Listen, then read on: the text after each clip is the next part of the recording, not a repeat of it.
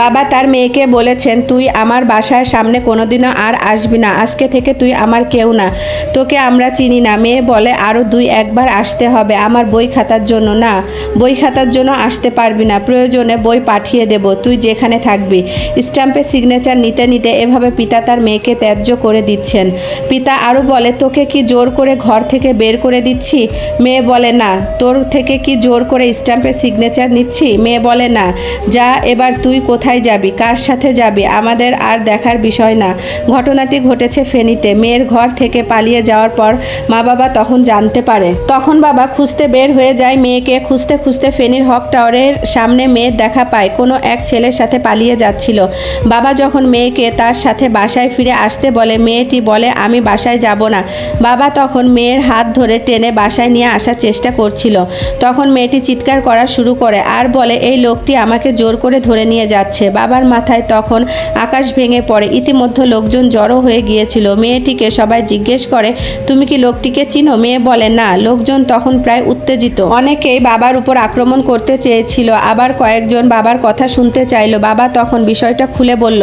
সৌভাগ্যবশত অনেক কষ্ট করে বাবা তখন তাদেরকে বিশ্বাস করাতে সক্ষম হয়েছিল যে এটি তার নিজের মেয়ে। নির্ঘাত গণপিটুনি থেকে রক্ষা পেয়ে মেয়েটিকে বাসায় এনে ক্ষোভে দুঃখে অপমানে মেয়েটিকে স্ট্যাম্পে সিগনেচার নিয়ে ঘর থেকে বের করে দিতে বাধ্য হলো। মেয়েটিও বাবার সিদ্ধান্তে স্বাগত জানিয়ে দ্বিমত করেনি। ঘটনাটা কেমন হৃদয় বিদারক একজন পিতার জন্য।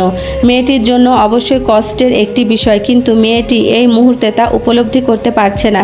এরপর কি হবে ভবিষ্যৎ বলে দিবে। সন্তান নিজের সুখের জন্য বাবা মায়ের কষ্ট ভুলে যায়, নিজে কিভাবে ভালো থাকবে সেই চিন্তায় থাকে, কিন্তু বাবা মা যে ছোট থেকে এ পর্যন্ত তাদের কত বড় কত কষ্ট করে লালন পালন করেছে সেটা তারা এক নিমিষেই একজন সঙ্গীর হাত ধরে সব কিছুই মাটি চাপা দিয়ে। এদিকে কথা বলতে বলতে আমার রান্নাও কিন্তু প্রায় হয়ে এসেছে। তো আজকে তেলাপিয়া মাছ ভুনা করছি।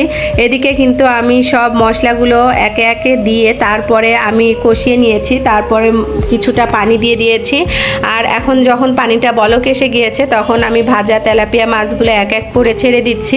আমার বাসায় বাচ্চারা আসলে মাছ ভুনাটা খেতে খুবই পছন্দ করে, সেই জন্য আমার প্রতিদিন একটা না একটা মাছ ভুনা রাখতেই হয়। তো আজকের রেসিপিতেও কিন্তু আমি প্রতিদিনের মতো তেলাপিয়া মাছ ভুনা রেখেছি। ওরা পাঙাশ মাছ ভুনাটাও খেতে খুব পছন্দ করে। আর এইভাবে সবাই তেলাপিয়া বা যে কোনো মাছ ভুনা করে খেয়ে দেখবে। আমার হাতের মাছ ভুনা আলহামদুলিল্লাহ সবাই খেতে খুব পছন্দ করে। তো তোমাদের সবার সাথে শেয়ার করলাম। আশা করি আমার এই মাছ ভুনার রেসিপিটা তোমাদের কাছে ভালো লাগবে। তো এদিকে কিন্তু আমার মাছ ভুনার ভিতরটা ভালোভাবে মশলা চলে যাওয়ার জন্য আমি উলটপালট করে নিচ্ছি, যাতে মাছের ভিতরে মশলাটা খুব সুন্দর করে চলে যায় আর খেতেও ভালো লাগে।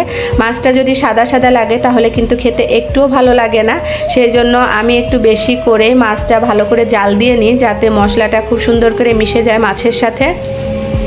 আর এখানে কিন্তু আমি কিছুটা ঝোল রেখেছি, যেহেতু মাছ ভুনা করলেও কিন্তু ঝোল রাখতে হবে। একদম শুকনা শুকনা ভুনাটা আমার বাসার বাচ্চারা খেতে চায় না। আর আমার কিন্তু মাছ ভুনা শেষ, আর দুপুরে খাওয়া দাওয়াও শেষ, আর এখন আম খেয়ে নিচ্ছি। তো এখানে ভিডিওটি শেষ করছি। আল্লাহ হাফেজ।